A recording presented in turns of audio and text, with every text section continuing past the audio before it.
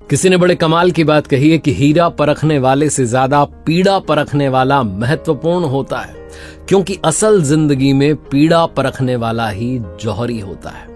नमस्ते, मैं आरजे कार्तिक आपका स्वागत करता हूं। एक छोटी सी कहानी सुनाता हूं। ये कहानी दो राहगीरों की, जो शाम के समय मंदिर के बाहर बैठे हुए थे और प्रतीक्षा कर रहे थे कि रात बीत जाए ताकि अगली सुबह बस पकड़ के दूसरे गांव में जाए। पुराने जमाने की कहानी है। तभी अचानक से बारिश शुरू हो गई। दोनों को बड़ी जोर की भूख लग रही थी। दोनों के पास में रोटियां थी। पहले के पास में 3 रोटियां थी, दूसरे के पास में 5 रोटियां थी। दोनों मिल बैठ करके जो है भोजन करने ही वाले थे। 4-4 रोटी बांटने की सोच चुके थे।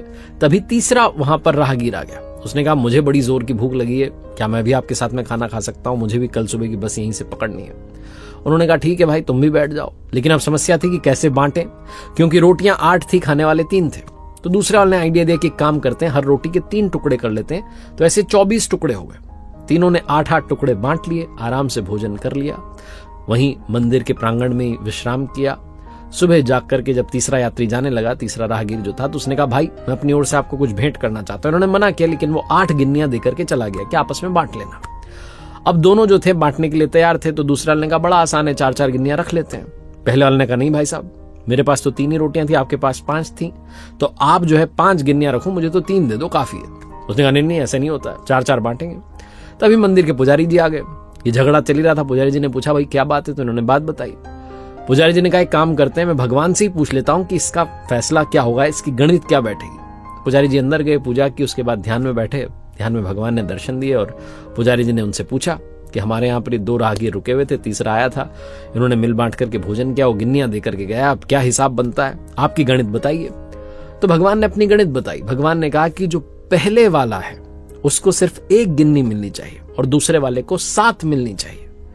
पुजारी जी ने कहा, ये क्या आप बता रहे हैं, ये कौन सा गणित हुआ? तो भगवान ने समझाया कि पहले वाले के पास में 3 रोटियां थी, उसने जब टुकड़े किए तो 9 टुकड़े हो गए। 8 टुकड़े तो उसने खुद के लिए रख लिए, खुद खा लिए। 1 टुकड़ा उसने सिर्फ दान किया। दूसरे वाले के पास में 5 रोटियां थी, यानी कि 15 टुकड़े हो गए। उसने 8 जो टुकड़े थे अपने पास रख लिए, 7 उसने अपनी ओर से दान कर दिया, इसलिए उसका हक 7 गिन्नियों पर बनता है। पुजारी जी का जब ध्यान टूटा, वो बाहर आया, आकर के उन्होंने निर्णय सुनाया। तो दोनों ने भगवान के निर्णय को स्वीकार किया। पहले वाले ने सिर्फ 1 गिन्नी रखी, दूसरे ने 7 रखी और वहां से चले गए।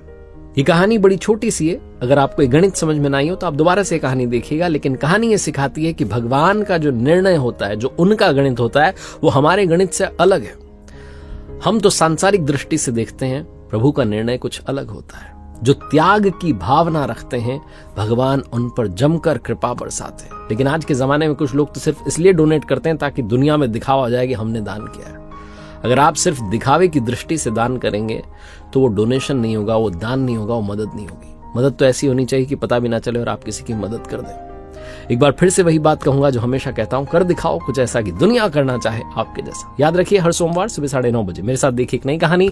और हाँ, मैंने अपनी ऑफिशियल वेबसाइट लॉन्च की है जिसका URL है www.rjkartik.in। जाइएगा, कुछ कोर्सेज वहां पर मैंने लॉन्च किए, आप देखिएगा, आपके काम आएंगे।